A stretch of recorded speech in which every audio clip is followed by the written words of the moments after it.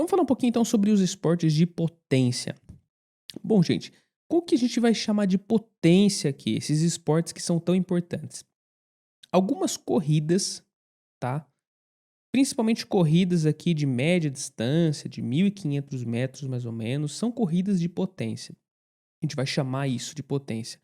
A gente pode considerar o caiaque também, tá? Ou então os barcos, algumas modalidades de natação e algumas modalidades de bike também, beleza? Então, tudo isso a gente vai caracterizar como alguns esportes de potência. As características desses esportes, então, a gente vou colocar aqui para vocês. Veja que aqui, gente, a gente tem mais ou menos o VO2 máximo dos atletas para cada modalidade, a duração da prova do evento, tá? E a participação do sistema de fosfocreatina, o sistema glicolítico e o sistema oxidativo. Olha que linda essa tabela aqui. Então, vejam vocês que na corrida de 400 metros, beleza?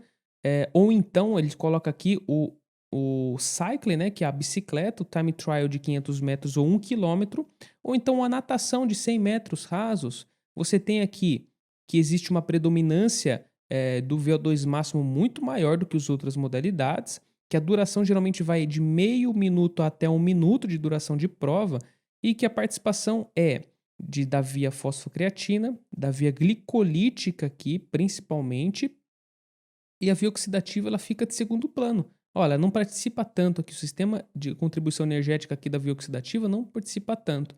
Um atleta que nitidamente precisa de mais carboidratos do que os outros aqui, beleza? E um atleta que a creatina ela vai fazer um papel muito mais contundente e determinante do desempenho do que essas outras modalidades que a gente tem aqui embaixo. Próxima prova, 800 metros de corrida ou 200 metros de natação, ou então caiaque ou canoa, 500 metros. É uma prova que dura cerca de 1,5 até 2 minutos, 1 minuto e meio até 2 minutos. É uma prova que tem menos participação do VO2 máximo, porque ela vai durar um pouco mais. Tem aqui uma caráter de potência dela um pouco menor, a participação do sistema de fosfocreatina é um pouco menor, a gente tem aqui a participação do sistema glicolítico e a gente vê que, ainda assim, o sistema oxidativo ele acaba participando até um pouco mais, né, do que o sistema glicolítico. E isso vai acontecendo agora conforme vai aumentando o tempo de prova. Veja que passando dos 2 minutos, tá, em provas de 3 a 5 minutos, como se fosse, né, de exemplo para vocês, 1.500 metros de corrida, corrida de bicicleta ou de bike, natação de 400 metros, ou então 1 quilômetro aqui que a gente coloca de canoagem ou de caiaque, a gente tem já uma participação bem maior do sistema oxidativo, glicolítico bem menor em comparação aos outros e o sistema fosfocreatina bem menor. Você fala, nossa, mas 3 a 5 minutos? Sim, 3 a 5 minutos a gente encontra esse tipo de situação. De 5 a 8 minutos, veja que já muda. Ó. Por exemplo, aqui quando a gente fala no remo, né, um remo de 2 quilômetros, então a corrida de 3.000 metros, que dura mais ou menos de 5 a 8 minutos, a gente tem já uma participação de menos de 1% do sistema fosfocreatina. A gente tem uma participação de 10 a 12% do sistema glicolítico e quase todo o sistema oxidativo participando. Não que a glicólise não vai fazer, não vai ser o determinante da atividade física, tá? Não é isso.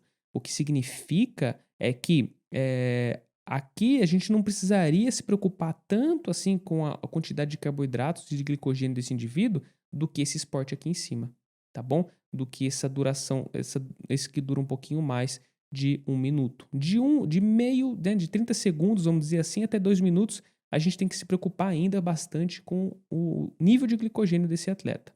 A partir disso, a gente sabe que a participação maior vai do sistema oxidativo. Bom, e aí, gente, a gente também tem olha que imagem bonita também, né? Dividindo cada fase de treinamento até a competição desse atleta, as recomendações. Então veja só para você, tá? A gente tem aqui o modelo de treino, né, e a nutrição, o foco da nutrição nesses esportes. Isso é um resumão de tudo que a gente acabou lendo aqui, né, e vendo nos artigos. Então vejam vocês o seguinte: aqui a gente tem preparação geral, preparação específica, aqui a gente tem a competição, tá? Por momentos que precedem a competição e a transição. Bom, é o seguinte, a gente tem as quantidades de carboidratos, de proteína ali embaixo, né? E de gordura também recomendados por quilograma do peso por dia. Veja que essas quantidades se mantêm geralmente quase todas as fases, exceto a fase de competição, em que a gente precisa de um pouco mais aqui, um pouco menos de gordura nessa fase, por conta da intercorrência gastrointestinal. A gente tem 0,8 a 1,2%, 0,2 gramas de gordura por quilograma do peso, para reduzir um pouco a sensação de bloating também, de inchaço abdominal, de gástrico. Ao passo que a gente tem também o momento de transição, que é o momento que o atleta ele vai aqui fazer um volume de treino aqui, de certa forma, muito mais baixo, tá? Mais conservador.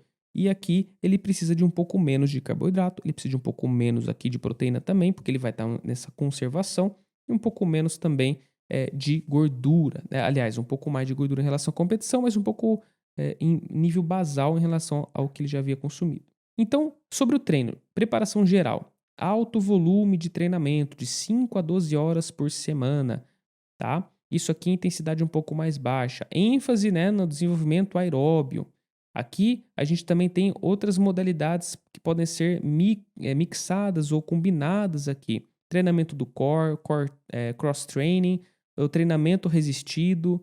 Aqui a gente já tem preparação específica, tá? Na preparação específica, a gente tem aqui de 4 a 10 horas por semana, aqui com treinamentos de alta intensidade, uma ênfase aqui no desenvolvimento anaeróbio, com movimentos específicos do esporte que ele vai estar fazendo, e aqui ele vai fazer um treinamento de forma mais específica. Veja que o gasto calórico aqui é muito parecido, né? De 3.500 a 5.000 calorias por dia. Aqui vai de 3.000 a 4.500 calorias por dia que esse atleta de 70 quilos, aqui o exemplo que eles colocaram, vai acabar gastando. Beleza? E aqui as recomendações de carboidratos, que aqui como vai ser um treinamento mais anaeróbio, vai ser um pouco maior a margem aqui de carboidratos a ser utilizada, mas tudo é importante individualizar, tá bom? Importantíssimo a gente pensar na individualidade deles aqui. Como vai haver um pouco mais de carboidratos nessa fase, a gente vai ter um pouco menos de gorduras também. Veja que nessa fase a gente tem 1,5 a 2 gramas de gorduras sendo consumidas, visto que a gente está pensando em desenvolvimento aeróbio. E aqui a gente tem um pouquinho menos de gorduras, tá bom? Até porque a quantidade calórica da dieta vai ser um pouquinho menor em comparação a esta aqui. E aqui a gente tem já uma fase pré-competição, que é uma diminuição de volume, né? Um treino mais mantenedor, mas ainda mantendo a intensidade e a qualidade do treinamento, mas preparando o atleta para a competição, para ele treinar, para ele competir bem. Aqui eles vão fazer basicamente as mesmas recomendações, o atleta ele vai gastar bem menos calorias, porque o treino vai ser mais tranquilo para ele aqui, tá? Isso é importante a gente estabelecer. E aí a gente tem a fase de transição, que vai realmente durar ainda menos, de 2 a 4 horas aqui por semana, com um treinamento de intensidade baixa, tá? Vai ser um descanso aqui para ele até voltar aos treinos normais. Isso aqui vai ajudar numa recuperação fisiológica e psicológica. Então o atleta vai estar em off aqui por um tempinho. Isso vai ser importante para ele, né? Se recuperar, ver os pontos, né? Voltar a falar com a família, né? Voltar para a família também se estiver uma concentração, e aí ele vai ficar mais tranquilo. A ingestão calórica vai girar em torno, vai ser menor do que todos os outros períodos, porque ele vai estar descansando, e isso vai impactar também no consumo de carboidratos, de proteínas e de lipídios dele, beleza? E é isso, gente. Bom, agora, né, eu resumi também aqui as recomendações para recuperação, dependendo aqui do treino competições, a situação de treino e competição. Eu traduzi essa tabela para vocês para ficar mais fácil de entender. Mas ó, aqui a gente tem a característica do exercício, treinos de aeróbio, endurance, os treinos aqui de curta duração e alta intensidade, tá? Os treinos com exercício técnico e curta duração e situações com curto espaço de tempo para recuperação, como por exemplo, quando ocorre várias provas no mesmo dia, por exemplo, ou vários treinos no mesmo dia. Então pense aqui na seguinte forma, como se fosse treino e como se fosse o exercício em si. Então, exercício aeróbio com mais de 1 hora de baixa intensidade, aqui as características do exercício, caráter oxidativo, com o objetivo de aumentar enzimas oxidativas, metabolismo lipídico, ou seja, exercício de caráter oxidativo. As necessidades específicas carboidratos, importante para o glicogênio muscular, proteínas para ressíntese, e aqui as recomendações que a gente tem, que a gente vai seguir para gordura bem baixinha, né, gramas por quilograma do peso aqui do atleta, aqui são dentro das primeiras 2 horas de prova, tá bom, gente? Isso aqui não é uma recomendação durante o dia, lembre-se disso. Isso aqui é uma recomendação de macronutriente nas primeiras horas aqui após o exercício físico. Que ele coloca uma quantidade de proteína adequada, de carboidratos aqui e de gorduras. Aqui ele dá um exemplo um exemplo aqui de drink esportivo, de barra de proteína, aqui um exemplo prático de como utilizaria, como transformaria essas quantidades recomendadas em alimentos na prática. Aqui treino intenso de curta duração e circuito prolongado, né? Já muda totalmente aqui o caráter de treino. Aqui é um treino mais glicolítico, um treino não oxidativo, com uma duração mais curta, mas com uma intensidade mais alta. Objetivo: aumentar as enzimas glicolíticas, o lactato, a potência. Aqui a gente começa a olhar bem para o carboidrato também. E mesma coisa, ó, recuperação, aqui menos gorduras, né? A gente precisa de tantas gorduras assim. Proteínas, aqui a gente coloca uma quantidade razoável, que nem a quantidade citada ali anteriormente, e carboidratos também. Ah, você fala, nossa, mas aqui não gasta mais carboidratos? Sim, gasta. Só que os dois treinos depletam carboidratos. A diferença é que esse treino vai durar mais, esse treino aqui vai durar menos. Mas ambos vão depletar as quantidades muito parecidas. Então, aqui eles colocam também algumas recomendações que o atleta pode considerar. Aqui treinos com exercícios mais técnicos e curta duração. Baixo volume, mas movimentos explosivos. Geralmente em períodos pré-competição, né? Que eles costumam fazer isso aqui. Geralmente, pessoal, trabalha-se também quantidade de carboidrato um pouco mais baixa, visto que vai ser um treino com uma menor duração, um treino que ele não vai requerer tanto do atleta dessa forma, e vai ser um treino mais mantenedor também, muitas vezes, podemos pensar dessa forma. Exemplo aqui também que ele colocou, como se fosse um smoothie de frutas, né? Um treino não precisa de tantos carboidratos assim como os outros, e por aí vai. Situações de curto espaço de tempo para recuperação. Quando tem uma competição, ou ele precisa treinar mais de uma vez por dia. Então depende das demandas aqui, obviamente, mas as recomendações focar no carboidrato. Então o carboidrato é muito importante, a gente precisa dele para recuperação de glicogênio, e a proteína fica de segundo plano, e a gordura também. Não é que ela não vai existir aqui nessa prescrição, mas ela fica de segundo plano porque eu quero recuperar o mais rápido possível. Esquece fibras, tá bom? Nesse momento aqui, baixa quantidade de proteína, baixa quantidade de fibras para otimizar aqui o conteúdo gastrointestinal, para otimizar essa absorção de carboidratos e recuperar esse cara para depois treinar novamente ou então competir mais tarde. Isso é importantíssimo. Bom, composição corporal. Muitos atletas, a gente vê que eles têm uma quantidade, atletas de potência, baixa de gordura corporal. Esse baixo percentual de gordura ele parece ser mais interessante ainda para as modalidades que dependem de peso, tá? Corredores de 1.500 metros, por exemplo, em comparação aos remadores de 2.000 metros que dependem menos de peso. Ou seja, é normal a gente ver aqui corredores com menos BF, né, com menos percentual de gordura, do que, por exemplo, os remadores, que não dependem tanto assim do peso. Ainda dependem, mas não tanto como os corredores de 1.500 metros. Homens, por exemplo, esse valor vai de 5 a 10%, as mulheres de 8 a 15%. Veja que é uma quantidade bem baixinha de gordura corporal em relação a vários outros esportes. Os nadadores, eles costumam ter 4 a 8% a mais aqui de gordura corporal. Isso tem até relação, pessoal, com a própria natação, na verdade. Quanto mais denso o atleta for na natação, mais ele vai ter dificuldades em flutuar o seu peso, tá? Então, o atleta, ele também não pode ser tão denso, né, com tanta musculatura assim, porque nisso ele vai ter uma dificuldade uma facilidade de afundar mais o seu peso na água.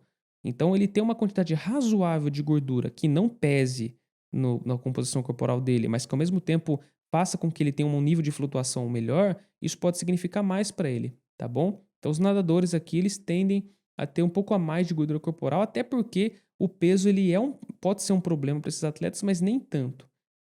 E aqui eles colocam algo interessante, as flutuações aceitáveis durante o ano. O que é isso aqui?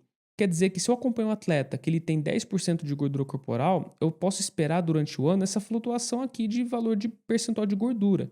Mais ou menos do que isso já foge do padrão, já não é tão recomendado assim.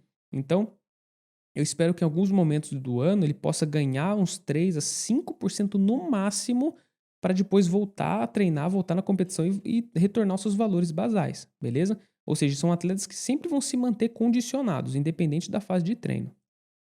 Suplementos considerados os mesmos, né, que muitos esportes de potência, de força, creatina, cafeína, beta-alanina e bicarbonato de sódio, né, aqui os tamponantes, a cafeína e a creatina, todos esses são um dos mais vistos na literatura, mais pesquisados e podem ser utilizados com um nível de segurança. Obviamente a cafeína deve ser ajustada às doses com um nível de segurança de 3 miligramas a 5 miligramas mais ou menos por quilograma do peso do atleta. 40 minutos antes da prova. Creatina mantém a dosagem padrão, é como a gente falou nos vídeos de suplementação. São os suplementos utilizados. Beleza, gente? Então espero que vocês tenham gostado, que tenha sido útil para vocês essas videoaulas. Obrigado por acompanhar até aqui. Um grande abraço a todos e até a próxima.